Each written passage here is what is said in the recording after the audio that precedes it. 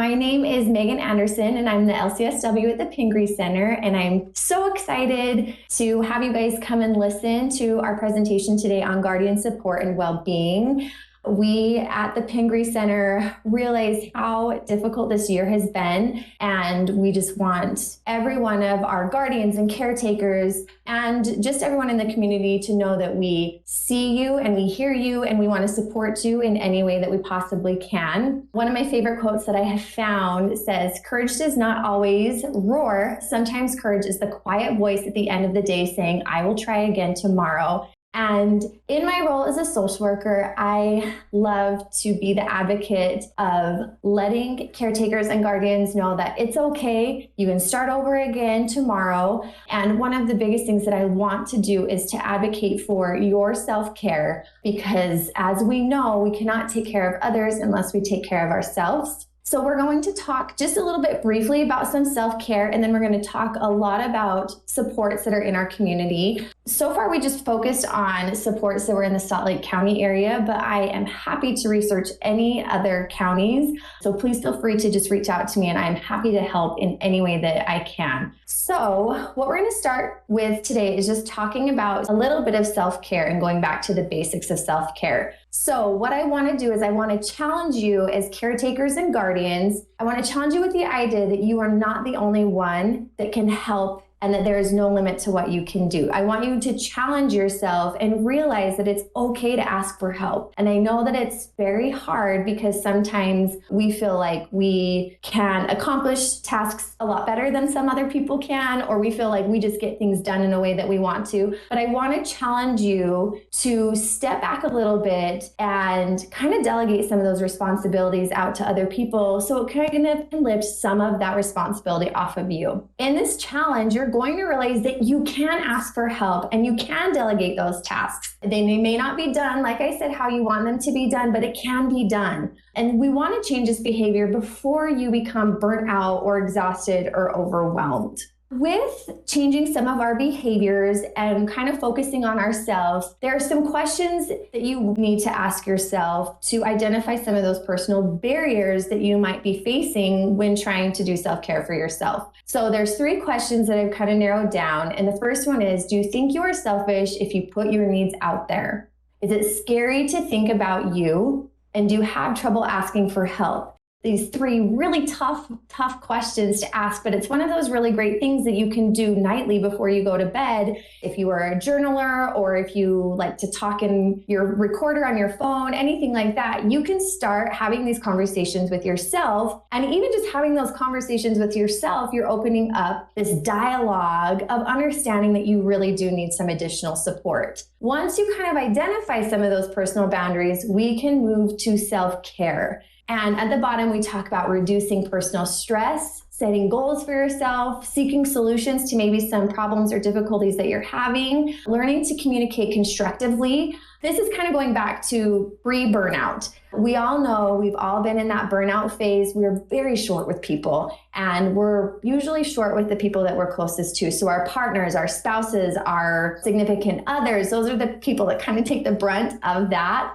And so if we kind of step back and start working on some of those self-care, we can start communicating constructively. And then we can move into asking for and accepting help from others. We can also talk to a physician or a therapist to get some additional support. And then we can learn from our own personal emotions.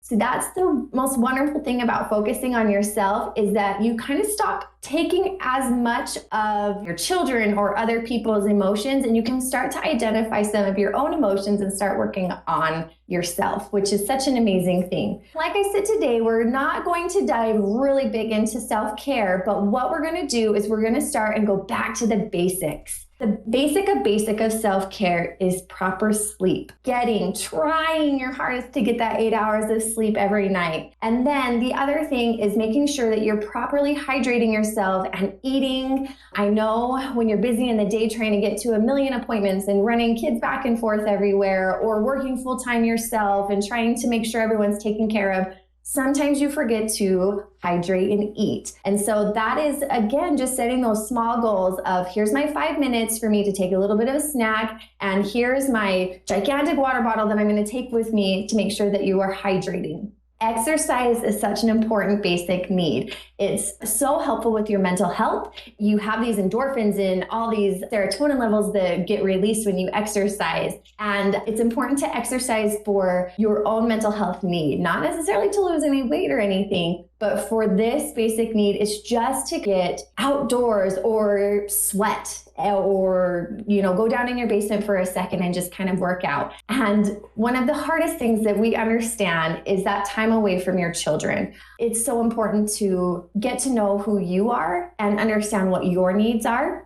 Also, another thing that I will talk about with that time away from your children, and a very important topic that I'm sure we can cover sometime in our parent trainings, is your relationships with people. So whether you have a partner or a spouse or a significant other, girlfriend, boyfriend, anything like that, it is very, very, very important for you to maintain those relationships with each other on a level of a relationship instead of tag teaming responsibilities. So it's really important that you spend time with that person that is so important in your life away from that stress of the day. And some ideas with that are even just having, if you have a full household, it's so hard to just have that alone time with that spouse, but even just taking 10 minutes away, hiding from your children, which I know is really hard, but just spending that 10 minutes together talking about something outside of what's going on in your home is really important. Like, how's your day? What made you happy today? What was a struggle for you today? Just asking those really empathetic questions that you can gauge kind of the level that your significant other or that important person in your life is feeling. Just taking those little bits of time is just really, really important. And once you kind of set that goal of, like a 10-minute break, just even inside your house, you can kind of move on to other things like maybe a little date night or something like that. What I'm going to focus on right now is a plethora of amazing community supports that we have here in the Salt Lake County. I love that we work together with the Pingree Center on the outside community resources because we want to make sure that our parents have all the support that they can possibly have. So here are a few, and what we'll do is we can do an email blast with all of these resources for you. And if you need any help or any assistance, you are more than welcome to get in touch with me, and we can talk a little bit more about some help and ways that you can promote some of your own self-care. So a lot of these support systems are for you to use so you can maybe have a little bit of time to yourself. We're going to start with just some autism support groups. Those in the Jordan School District. Jordan Family Education Center has really amazing support groups, and they do study skills with kiddos. They do anger management, parenting classes, some resources surrounding ADHD, depression, and anxiety. Those in the Canyon School District, there's the Canyons Family Center. And you, again, just have to make calls and register those. And if you need help, I am more than happy to help with that.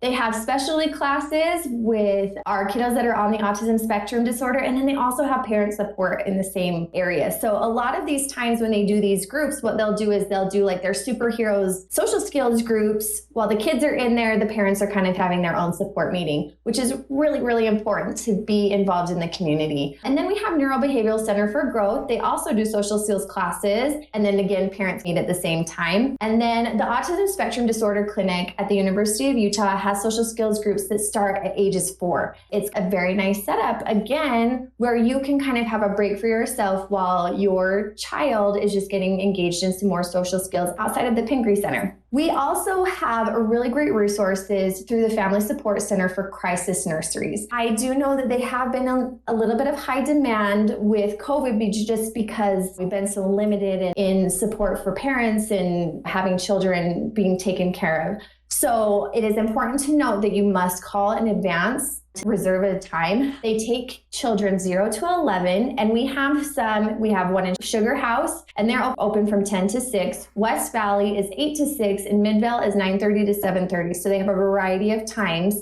but they just ask that you call before coming in, but you are able to drop off your child. And they promote this to prevent burnout of parents. If you have a doctor's appointment and you can't find a babysitter, if you just need a second, they are able to provide that support. It's such a beautiful and loving, caring support that they have. And the Family Support Center is such a great resource. And you'll see that I have them listed so many times throughout this presentation. Another thing that the Family Support Center offers is they also offer parent education classes. So Monthly, they kind of change around their parenting classes, but they can kind of guide and go in directions that are appropriate for parents. But they do have parent education classes, which are excellent. And then they also do parent education classes for blended families too, which I think is such an important topic. We also have therapy services, and we are so lucky with Valley Behavioral Health to be able to offer so many varieties of therapy services. So we have children's services, and we have adult services, and we have Highland Springs, which all provide help and support for parents and the children. And again, I'm just going to echo that a lot of these support systems, what I'm wanting is for you to take advantage of some of those. And so Valley offers such a variety of therapy services that can best fit your needs. And we also can help you out at the Pingree Center as well. So we just want to help, and we want you guys to feel supported. The Children's Center has therapeutic preschools, trauma, treatment, and child and family therapy. If you're just needing that additional support with some trauma that has been happening, they are a great resource to go to. And again, the Family Support Center has it, and then the Autism Spectrum Disorder Clinic at the University of Utah also has support systems too. We just want you to know that there are so many things in the community to help guide you in that way of promoting that self-care for yourself. And then we also have so many great autism resources, some advocating and volunteering opportunities. We have our amazing Adult Autism Center of Learning that we have just recently opened up, and they are such a great resource, and the possibilities are endless there. So we're really, really excited to have them be one of our main advocating and volunteer opportunities. There's so many things. We have the Utah Parent Center, which we refer out a lot. So the Utah Parent Center is such an amazing resource that we use because they are parents that have been in the shoes trying to advocate for their children. So these parents know their stuff, and they are amazing. And any question that you have, they have so much history and so much support that they can offer. We have the Utah Autism Coalition and the Autism Council of Utah, which have all been formed by parents that have children that are on the spectrum. And so it is such an awesome resource for all of you guys to use. And so we really, really want you to take advantage of having these support systems so you can start advocating for your own self-care. And so all of these supports can give you a little bit of a breather so you can have a little bit of time to start working on yourself. So one of my most favorite quotes ever about self-care is, "Self-care is giving the world the best of you instead of what's left of you." And that was by Katie Reed. That is pretty much it on our Guardian Support and Wellbeing presentation. I know it was a lot of information, and so we will make sure that we provide all of these resources to our families. And if you have any questions, please feel free to reach out to me, probably easiest by email, but I'm happy to help in any way that I can. But we appreciate you guys, and we just want you to take care of you. So thank you so much for trusting us, and we're so appreciative of that. I hope you guys all have a great night. Thank you.